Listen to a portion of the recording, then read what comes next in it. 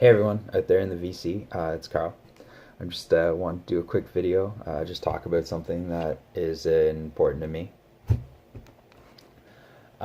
So as everyone knows, I was recently working out in the Middle East. I just got back, and kind of like to commemorate the event, I said, you know what, I'm gonna go out, I'm gonna buy a record that's really special to me. It might cost money, but right now I don't mind dropping a little bit extra money on a record, and I'll just get something that I really, really want. So there's this record at a local record store that I really, really wanted, but the guy who was selling it, he wanted too much money, or more than what I was willing to pay. This record's been sitting there for a couple of years. So this guy that was selling this record through the record store, what this guy has an immaculate collection, and so what he does is he has like multiple copies of an album of like really like everything, and he has multiple different pressings and multiple copies of those pressings. So what he's kind of been doing lately, he's an older guy. He's been selling some of his secondary copies, consignment, slowly through the local record store. But he wants good money for these records, but he has incredible stuff. So I came back from the deployment and I wanted to go check in on this record because I knew that this was the record that I wanted to get. So I went in, and after sitting in the store for a while, it had dropped in price. And then I was able to talk to the record store owner, and he was able to work out a further deal with me to get it even lower. So I was really happy. The original price that he was asking for was $450. And I know that this album is going for quite a significant amount of money these days, but it was still a lot of money for me to drop on one album. Anyways, I was able to get that price down. And that album is King Crimson's In the Court of the Crimson King. It's an original UK Pink Island. Amazing, amazing album. Just absolutely fantastic. It was really important that I get this. And I just want to talk a little bit about the history of this record and why this copy is so important. So this for a long time was the only way to truly hear this album and have it sound good. And the reason why was they recorded the album, they mixed it down, they made the original stereo master tapes. So they cut with the original master tape, they cut the original UK record. Now what they used to do back in the day was they would make copies of that master tape and send it out to other countries and other places so that they could make the record and cut it in the United States, Canada, elsewhere in Europe, Germany, stuff like that. What ended up happening was there was a flaw, there was a problem with the 2-track recorder that they used to record the master tape, and they didn't catch it. So they don't know 100% what was wrong with the recorder, but all the copy masters were flawed, and there's a problem with the right channel. So when they sent out all these copy masters out to all these places, what they had to do was all these places and all the copy masters were messed up to a different degree. So, but they all had the problem. So all these places had to fix the issue with the right channel. So that's what they did. So all the other releases of King Crimson, outside of this one, all the other original releases, all the reissues that came out after that, they all have this right channel flaw, and they all had to be fixed. Because after they copied the original master tapes, they put them away in a cupboard, and they went missing and were lost until 2003 when they were found again. So this album is really important just because it's such an important rock album, but also that this is the only way to really hear it. Because when they tried to go in and do their fixes with the other albums, they really wrecked the sound that this album has. They messed up the top end, I think, is the big criticism of it. And there's some things on the album, because McDonald was really into, he layered lots of sounds and stuff in. And actually, when they tried to fix the record, there's actually some things that he did that you can't hear. So it's really, really interesting story. I'm glad that they refound the original master tapes. I think Virgin ended up having them um, in their archives, but nobody knew who had them or where they were. Yeah, it's a crazy story. So anyway, really happy to have that original UK Pink Island uh, King Crimson. And just so you guys know, there's kind of three versions of the original. On the B side, it'll either be /2, /2, /3, or a /4.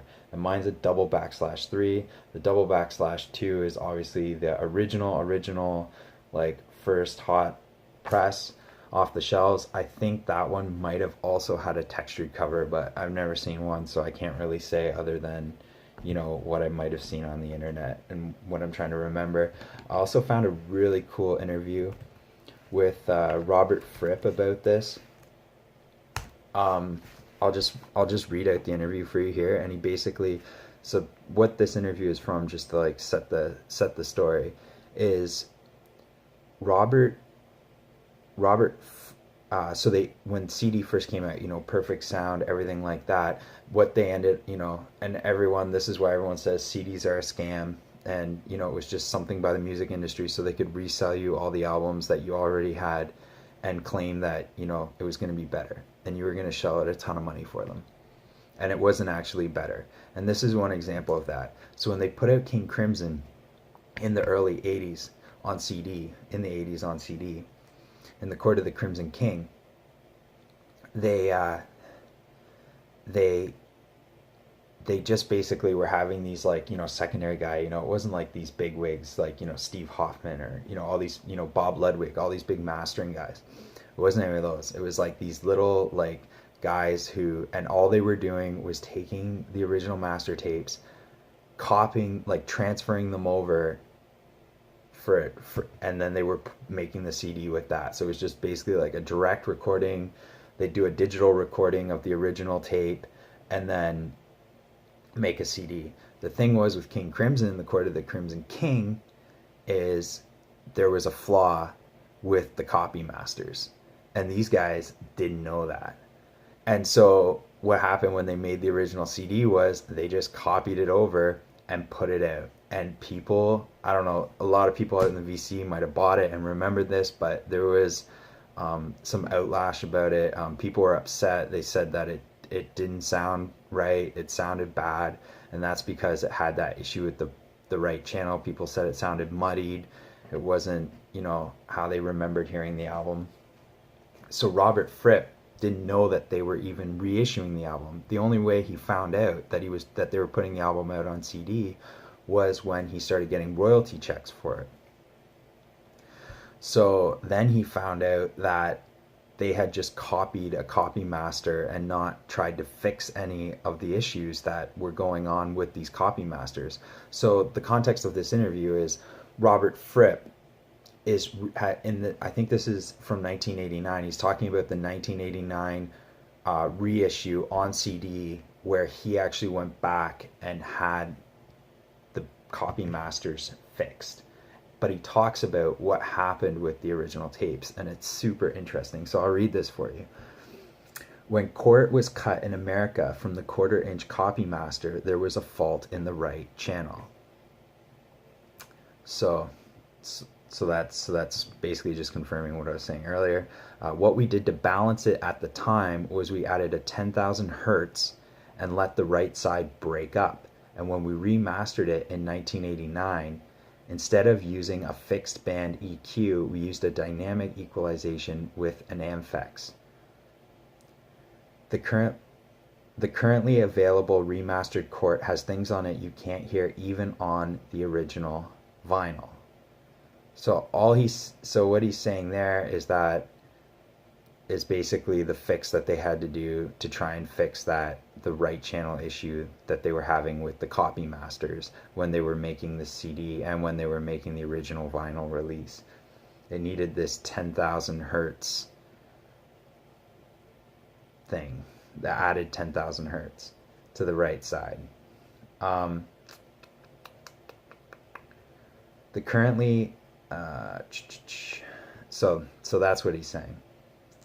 Because people were saying, and what he means by it has things you couldn't hear on the original vinyl, and that's because, like I said before, when they did the fix to the original vinyl record, they basically made it so that there's all these little layers and stuff that McDonald was basically responsible for that you no longer could hear because of the fix that they put on the original record for the US to fix the copy masters. So he's saying that he fixed the copy masters in a different way so that you can hear these things now that you couldn't hear on the original North American release, but you can hear it on the original UK with the original tapes.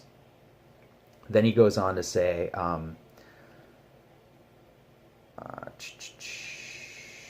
but the master we had to use was flawed. So now he's talking about why these master tapes are flawed.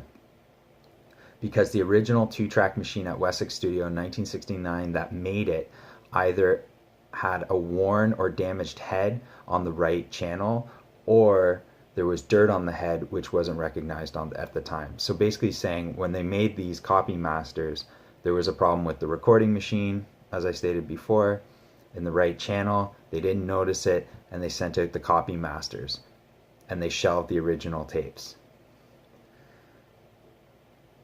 The original master, so at this point, this is 1992, I believe, this interview, so they still haven't found the original tapes. So he talks about that now. The original master, I have no idea where it is.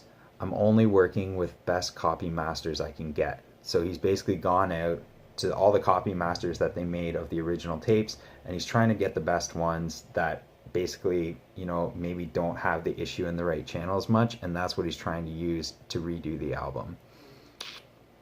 But at this point, they still don't have the original tapes. The 8-track of 21st Century Schizoid Man was stolen from the Wessex tape stock, which in those days was a cupboard that anybody could go into and left a tape out of. You see, pop recording in 1969 was by and large not a professional business. So basically he's saying they made the original tapes, they copied it, they put them in this cupboard, and they went missing. And at the time, nobody knew where they were, so all they had were these poor copy masters. And I know I've probably said that a million times, but that's what they had. So anyway, it's just a super interesting story. I'm so happy to be able to have an original King Crimson, Court of the Crimson King on the Pink Island. It's such an amazing album. This sounds absolutely stunning. It's amazing. And yeah, I'm just so happy with it. Really happy. I don't know, I know that they have put out new reissues with using the new remaster that they've done with the original stereo tapes, with the original master tapes. I know that they have. I don't know what quality that reissue is, so if anybody out there has picked it up, let me know what you think. And other than that, I'm going to leave it there because I just talked about the one album for 14 minutes. And if you're a nerd about this stuff like me, or if you know anything else that you can contribute, like, let me know because I'm super interested. As for now, take care everybody in the VC. I'll talk to you later.